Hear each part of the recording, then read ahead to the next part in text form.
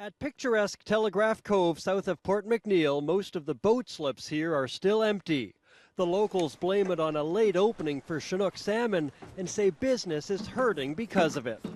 I lose 6 weeks of income because people used to come here at this time of year.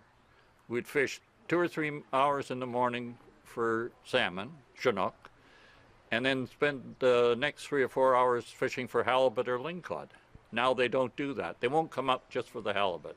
From Port Hardy southward, you can't keep a Chinook until July 15th, but just north of Port Hardy in Area 11, you can right now, and fishing has been good there. We have a friend, they caught 14 Chinook in a matter of 2 or 3 hours. That's about an hour's run by boat north of Port Hardy, so it's not cheap. They wonder why Area 12 here and others to the south can't be open before July 15th as well, when most of the same fish are headed here the next day anyway. A lot of it is the same fish, right?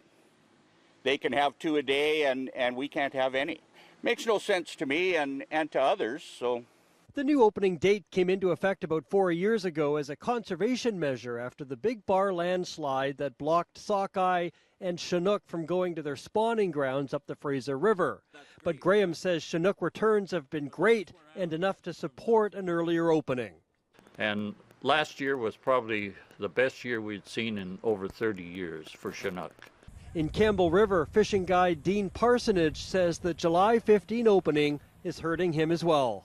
You know, there's no June and the first couple of weeks of July, so people wanting to come here to the salmon capital of the world especially and, you know, catch a fish and take one home for dinner. Well, you can't do that until the 15th of July if you want Chinook salmon. If it opens up there, why can't it open here? And even if we just got 1 a day, right, which would be fine. We did have a number of questions for DFO, including if or when the July 15th opening would be moved up, but we haven't received a response yet.